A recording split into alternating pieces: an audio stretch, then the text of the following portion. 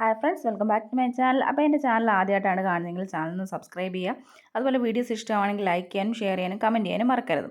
അപ്പോൾ ഇന്നത്തെ വീഡിയോയിലോട്ട് പോകാം. അപ്പോൾ ഇന്നൊരു കുഞ്ഞു വ്ളോഗാണ്. മോങ്കുട്ടൻ കുറേ നാളായിട്ട് പറയുന്നുണ്ട് പാർക്കിൽ പോകണം. പക്ഷേ നമ്മുടെ അടുത്ത് അങ്ങനെ പാർക്കും കാര്യങ്ങളൊന്നും അധികം ഇല്ലാത്തതുകൊണ്ട് നമ്മളങ്ങനെ പോയിട്ടൊന്നുമില്ല. അപ്പം കുറച്ച് നാൾ മുന്നെയാണ് അറിഞ്ഞത് ഈ താമരക്കുളത്ത് നമ്മുടെ കേരള സർക്കാരിൻ്റെ തന്നെ DTPC ആലപ്പുഴ അണ്ടറിൽ വരുന്നൊരു വയ്യാങ്കര ചിറ ടൂറിസം ഡെവലപ്പായി വന്നിട്ടുണ്ടായിരുന്നു. ഗ്രീൻ ഫോറസ്റ്റ് എന്നാണ് ഇതിൻ്റെ പേര്. അപ്പോൾ ഇവിടെ കുട്ടികൾക്ക് വേണ്ടിയിട്ട് ചെറിയ പാർക്കും കാര്യങ്ങളൊക്കെ ഉണ്ട്.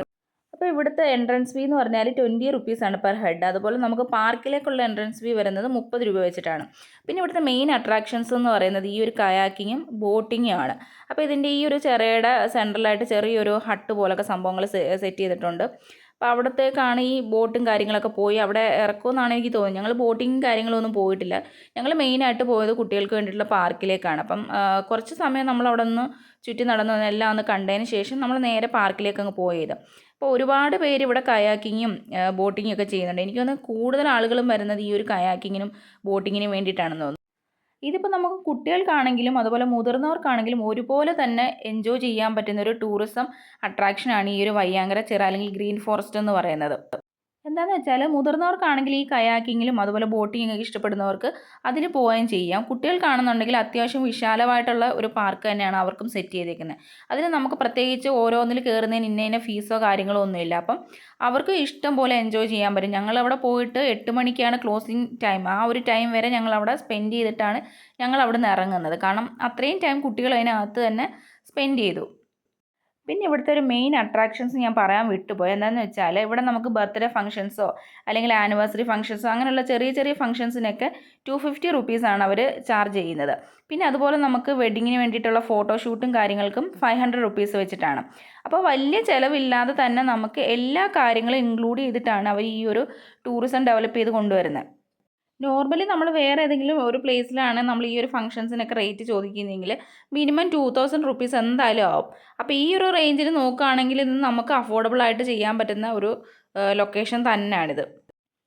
പിന്നെ ഇവിടുത്തെ ഒരു ഈവനിങ് വൈബ് അടിപൊളിയാണ്. ഇങ്ങനെ വെറുതെ വന്നിങ്ങനെ ഇരുന്നാൽ ഈ ഒരു സീനറി ഒക്കെ കാണാൻ തന്നെ എന്ത് ഭംഗിയാണെന്നറിയാവോ.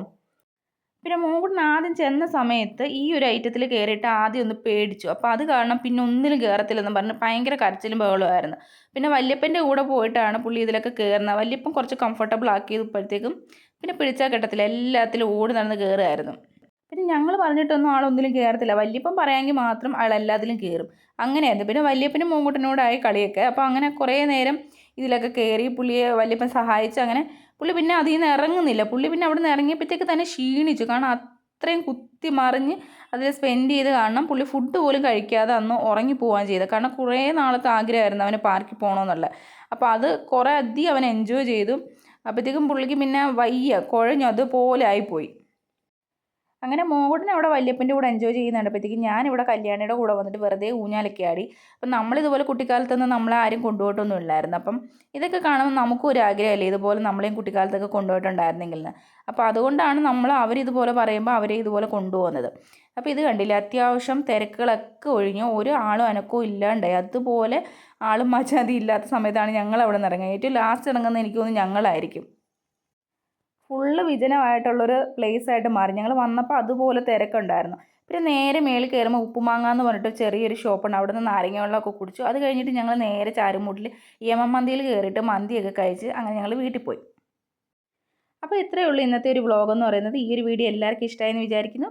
അപ്പോൾ ഇതുപോലുള്ള വീഡിയോസ് വീണ്ടും വരുന്നതായിരിക്കും. അതുവരെ ടാറ്റാ, ബൈ.